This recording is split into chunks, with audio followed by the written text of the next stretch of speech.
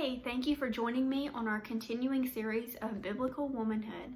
Today we will be looking at being keepers of the home, or homemakers, or workers at home. Whichever phrase I use at the time, that's what I'm talking about. This study has been from Titus 2, 3 through 5, and the rest of the book of Titus as well. But we are starting on the section of Titus 2, 3 through 5, and our next topic is being keepers at home. I wanted to start this video by making sure you know that I am going to try to make application for every season in life, whether you are not married or a widow or married and in the trenches of being a young mom, like the women we're talking to in Titus 2 here, the older women talking to the younger women who are very much and very likely to have been women with young children and women in the home. But I'm going to try to make some application no matter where you are in life, whether it's preparing to one day be a homemaker, or you've been a homemaker for years, or wherever you are and just wanting to better yourself as a godly woman. So I wanted to say that, and then also I want you to know that there are some big misconceptions about this topic. And there are two sides of the pendulum that are very, you could say it's like mom wars going on, or women wars, I don't know, whatever you want to call it. But both of them are misconceptions. One is that if you are a homemaker, then you are lazy and not reaching your full potential. That's what some people on one end of the pendulum will think. And then you have the other side of the pendulum, where you have women that'll say you're sinning if you aren't a full-time stay-at-home homemaker. And like I said, those are two opposite ends of the pendulum. We want to try to be balanced in that and meet in the middle on that. So I am not, if you're wanting me in this video to say that it's a sin if you don't stay at home, you need to just watch something else. Or if you're wanting me to say that you're lazy if you do stay at home, you're not reaching your full potential, you could be out in the workforce doing so much more, I'm not going to say that in this video either. But being a keeper at home is something very close to my heart, and it has been for quite some time now. But we are going to look at the phrase being a keeper at home, or working at home, as it's used in Titus 2. And I'm going to look at three different aspects of the definition here. I'm going to first look at the aspect of being a worker at home, to work at home. Being a homemaker is not just sitting at home watching TV, binge watching TV, and eating. Make not what it is at all. Being at home and being a homemaker is work. It is work to make a home a safe haven for anybody that comes in the front door. It is work to manage the home, to give the atmosphere you need in the home. It's work to do those things, and it takes time, it takes effort. And if you're a woman that does work outside the home as well, it's going to take you some good time management to get it all in, because being a keeper at home as a woman, as a godly woman, should be our top priority. Even if we do work outside the home, we still are a homemaker as well. And that's important to us. It should be important to us because it's important to God, or he wouldn't have mentioned it here. And he also wouldn't have mentioned, if you look at 1 Timothy, open to 1 Timothy 5:14, and it's specifically in the context talking about widows here and younger widows, but this can apply to women that aren't widows or haven't been widows. It says in 1 Timothy 5:14, "So I would have younger widows marry, bear children, manage their households, and give the adversary no occasion for slander." So that is God's intention, is for women to marry, bear children, and manage the households. And so it is a part of the Christian woman's work, or ministry.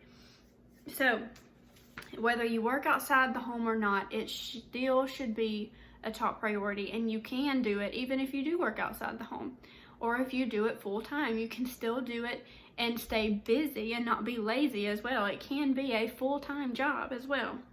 So first thing, being a homemaker is not just sitting around doing nothing. Being a homemaker is called work, or working at home, for a reason. The second thing is, in this definition of being a keeper at home, part of the definition is managing the home. And when I think of managing the home, I think of things like organizing, cleaning the home, meal plans, cooking, teaching your children, training your children. All of these things are important. You know, making sure all the bills are paid, getting the groceries, those are important things. But that's oftentimes homemaking. When you talk about homemaking, that's as far as it goes. Cooking, cleaning, having babies, training children, things like that. But homemaking is so much more than that, and we'll talk about that in our next point. But it's also important to make sure we're managing the home, making sure things are running smoothly. That's what managers do. They delegate, they make sure things are going the way they're supposed to, they organize things so it goes smoothly. That's what we do as homemakers. We make sure things are going to go smoothly. We do things so our husband doesn't have to at times, like things like grocery shopping and stuff like that. But those are important, and each family and their dynamic has different things that are important to them. And what's important to Christian families, first and foremost, should be God and serving Him. So make that intentional in your family with serving God. Serve Him together. Make that important to your family. Some families, it's important to have a clean home. They like cleanliness. So if that's important to, say, your spouse, well, then you need to learn as a homemaker to enjoy cleaning and keeping things clean and nice, because that takes such stress off of your spouse. So whatever is important to your spouse and to your family, try to make that happen. Make that, make your home that safe haven. Make it as much of a place where you can come and just let your hair down and be comfortable as you can. And not just for your family, but for anybody that comes in your front door. Try to make it a place that's comfortable.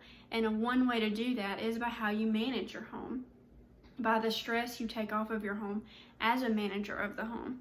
That means having everything written down on paying bills, and there's 500 passwords for everything. Have all that written down and organized so you're not as stressed about it. Meal planning, that's not fun for me, but it is important for me to do, so we're not, over going out to eat too much or whatever. Having those meals planned, having that where that's not stressful. If it's important for your family to eat a certain way, then you make that happen. You're making the grocery list to make that happen. You're planning the meals to make that happen. Whether you're cooking all the meals or not, you can be a manager in that, and you can make it happen and make it go so smoothly as possible in your home. But the most important thing about being a homemaker is this last part of the definition, which is guarding and guiding the home. And what's so important about this is we guard and guide the home by the atmosphere that we give the home. And women have such a pull in this that sometimes I don't think we realize how much of a pull we have. And you probably heard the quote about if the mama is mad, everybody's mad kind of thing. That quote, something like that. Or, whatever attitude the mom has, that's the attitude of the home. And I found that to be so true. When I'm having a bad day, it seems like everybody else is having a bad day too. So the homemaker is the one that makes the atmosphere in the home. She makes that home peaceful, joyful, loving, and calm. Or she can make that home chaotic, super judgmental about everything and harsh and just not, putting down the hammer on every little thing. She can make that atmosphere, or she can make that loving, calm atmosphere as well. And it's important to see the pull you have in that as a woman. But she has great control. You as a woman have great control over the atmosphere of your home. And I had to ask me a question here, is what kind of atmosphere do I give to my home? Because oftentimes I am not joyful like I need to be. Oftentimes I act stressed, I get angry easy, and that's not the atmosphere I want in my home. That's definitely not what I want my son to remember. It's not what I want my husband to not look forward to. He don't want to come home because he knows I'm going to be angry or something, or down in the dumps about something. You don't want that in your home. You want your home to be heaven on earth. You want it to be that safe haven for your family and the people in your home. And you think of the woman talked about in Proverbs 14:1, how she can tear down, build up her house or tear it down. We don't want to be a woman that tears down our home. We want to be one that builds it up, that makes it stronger, that makes it that home full of love and laughter and excitement and joy. That's what we want for our home. Now, so we want to work on having that kind of atmosphere in our home, and that starts with our very own attitude. It starts with our outlook. It starts with how we begin our day. So it's important to realize that, to realize you're doing that and building that atmosphere in how you guard your home. And as I was writing down my thoughts and studying for this lesson, I thought of my grandmother. We called her Pooh, like Pooh Bear. I thought of her because my grandmother literally lived through the pasture from my family. So I could walk to her house in about 10-15 minutes, depending on how distracted I got as a child between here and there. But I would go there almost every Friday night and spend the night. And I always felt so at home. I always felt welcomed and wanted. She made it special for us. She would make us a meal that we liked. She had everything ready. She had the couch with the sheet on it, and everything was ready for us to stay. And not only that, she did not stop there. She also made sure she spent time with whoever was in her home. She was very intentional about the relationships and making everybody feel welcome and wanted by how she talked to them and how she was willing to spend time with us. She wasn't too busy, even for us young children. She was there to play games with us, go outside with us, whatever we were going to do, and she was willing to be right there with us and encourage us and love us. And I thought about it. That's what a home is. It's not the home looking like it was, a photographer from Southern Living just came and took pictures of it. That's not what it means to have a home. What it means to have a home is investing in the people that are within the home. Not just having the perfect furniture, having the perfect meals, it being spotless. That's not what it's all about. And that's not what it's all about as a homemaker. That's part of it, managing the home. But that's not the most important part of the home. It's the people within the home and making that atmosphere that makes everybody there feel wanted, feel comfortable, feel like this is somewhere I can talk to the people around me and not be judged harshly. Now, I might be told what I need to hear, but I'm not going to be hurt or reprimanded harshly without love. It's safe. It's a safe haven, and that's what the home should be. And the homemaker has a huge part in making the home that way. You think of the story of Martha and Mary in Luke 10. In that story, Martha and Mary have Jesus in their home along with several others. Martha and Mary are the hostesses in this home. And Martha is running around making sure everybody's fed and comfortable. And there's Mary. Mary is sitting at the feet of Jesus. And Martha gets mad because Mary's not helping her. Anybody that's been hospitable at times knows the stress of having people in your home sometimes, or how it can be. But Martha goes to Jesus and says, Jesus, tell Mary to help me. And Jesus looks at Martha and tells her that Mary has chosen the better part. Jesus does not reprimand Martha for going about making sure everybody's fed and making sure everything's clean and everybody's comfortable. He doesn't reprimand her for that. That's important too. But he says Mary has chosen the better part, and that's the people. That's listening to Jesus and his message. But the people here, and in our home, when we have people in our home, clean, plan a meal or whatever. But the most important thing is the people and the relationship with them. It's not about You know, if there's a little bit of dirt on the floor, or if somebody brings in a little dirt, that's okay. What's important is the people in that home and how you're responding to them and showing them love and serving them. That's what's important, and you can learn that from Mary and Martha. It's not that Martha was doing wrong, but there was something more important than that. So I want to end, and I know this is a shorter lesson, but I just go through it. It's not like I can have as much interaction as I would in a normal class, but I'll ask a few questions because I want you to think on these things. How can you build up your home? What can you do to give that atmosphere to your home, that safe haven, that love? It might be just changing your own attitude, changing your outlook about it, that it's more than just cooking and cleaning. Those are important, but they're not the top priority in homemaking. The top priority is the people and making it safe, making a safe place for them. So how can you make your home a loving, safe haven where people feel safe and welcome? And it's very much how you interact with them. You know, are you too busy? Do you seem like you're too busy? And sometimes if you're not a full-time homemaker, or even if you are, but if you're not a full-time homemaker and you have a job outside the home, this would be easier to fall into because you're just busy. You know, you have your job outside the home that's pulling at you as well.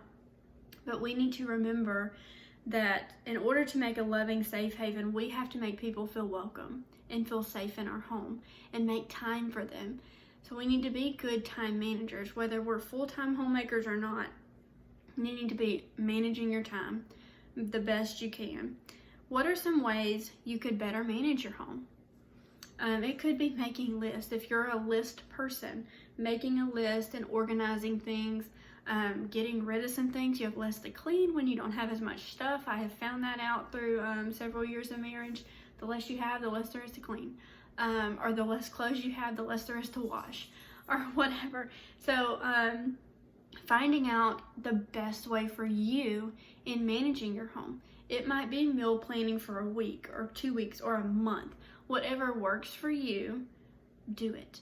If it's grocery shopping once a week, every other week, or once a month, do it. Whatever works for your family in helping you run the home smoothly and manage the home smoothly without being so stressed that you can't have the proper atmosphere or don't feel like you can, because that's what's the most important thing. For those that are not wives yet and are wanting to know, well, what can I do to prepare for this? What can I do to prepare to be a homemaker? Or what skills can I work on now that can help me be a better homemaker? And my first one I thought of was having a joyful attitude. Making that atmosphere starts with you, and it starts with you having a joyful attitude yourself. We have so many reasons to be joyful as Christians, and we need to meditate on those things regularly. And I'm talking to myself. We need to meditate on these things all the time. Why I have reasons to be joyful, counting my blessings, things like that. You know, I could get really upset about having to do laundry, but if I am doing my laundry and I'm thanking God, you know, I pick up these little clothes and I'm thanking God for my son, or I'm thanking God that we have clothes to wash.